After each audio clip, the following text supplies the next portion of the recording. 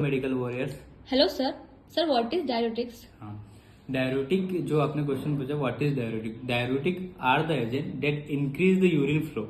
ठीक है, urine production जो इंक्रीज करवा देते, ऐसे ही एजेंट को हम डाययूरेटिक बोलते हैं, जैसे कि फ्रूसेमाइड। ठीक है, तो आज हम फ्रूसेमाइड के बारे में डिस्कस करने जा रहे हैं। आप देख पा रहे होंगे मेरे हाथ में जो ये एम्पूल है, ये लेसिक्स ब्रांड से है और इसमें जो कंटेंट रहता है फ्रूसेमाइड रहता है। ये 4 ml का एम्पूल आता है, जिसमें ईच ml कंटेंट 10 मिलीग्राम रहता है, मतलब 40 मिलीग्राम का एम्पूल है।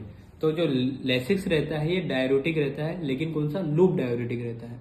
ठीक है, जो ये दो दो फॉर्म में अवेलेबल रहते हैं, ओरल और टेबलेट। ठीक, ओरल और आईवी। ओरल में 20, 40, 80 और 100 मिलीग्राम में इनकी टेबलेट्स मिलती है। दूसरा, इंजेक्शन फॉर्म में यदि बात करें तो 2 ml और 4 ml में इसके एम्पुल्स आते हैं। ईच ml कंटेंट 10 मिलीग्राम रहता है। यदि इसकी मोड ऑफ एक्शन की बात करें, ये कैसे काम करता है, तो एक्ट ऑन नेफ्रॉन, नेफ्रॉन पे एक्ट करता है। ठीक है, नेफ्रॉन में भी क्या एक्ट करता है? लूप ऑफ हेलने में। लूप ऑफ हेलने में कैसे एक्ट करता है?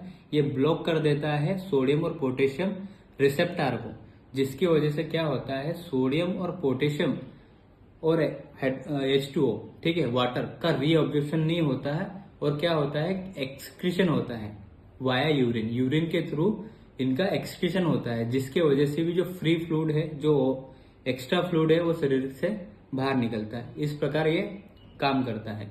यदि इसके हम ऑनसेट ऑफ एक्शन की यदि बात करें, यदि आईवी की बात करें, तो 3 से 5 मिनट लगता है इसको एक्शन करने के लिए, और ओरल की यदि बात करें तो ये 30 से 40 मिनट इसको एक्शन देने में लगते हैं। यदि इसका ड्यूरेशन ऑफ एक्शन की यदि बात करें तो इसका 3 से 6 घंटे तक इसका ड्यूरेशन रहता है। और जो लेसिक्स रहता है, इसको मोस्टली हम मॉर्निंग में 8 AM या आफ्टरनून में 2 PM में देना चाहिए। इसके पीछे एक कारण है, यदि आप पेशेंट को ये ड्रग देते हो बेड टाइम में, सोने के टाइम में यदि आप दे रहे हो, तो उसको रात में भी यूरिन होगा, जिससे उसकी स्लीप डिस्टर्बेंस होगी। ठीक है, आगे बढ़ते हैं। यदि इसके यूज की यदि बात करें तो इसको हम एडिमा में देते हैं, जैसे pulmonary oedema, cardiac oedema, hepatic और रीनल एडिमा, इसमें भी दिया जाता है। दूसरा, इसको सेरेब्रल एडिमा में दिया जाता है। अब सेरेब्रल एडिमा में तो मैनिटोल यूज किया जाता है, लेकिन लेसेट को भी हम यूज करते हैं। हाइपरटेंशन में इसका यूज किया जाता है। ठीक है, विद ब्लड ट्रांसफ्यूजन इसका यूज किया जाता है। विद ब्लड ट्रांसफ्यूजन इसलिए यूज करते हैं कि ओवरलोड ना बढ़े बॉडी में, इसलिए हम लेसिस का यूज विद ब्लड भी करते हैं।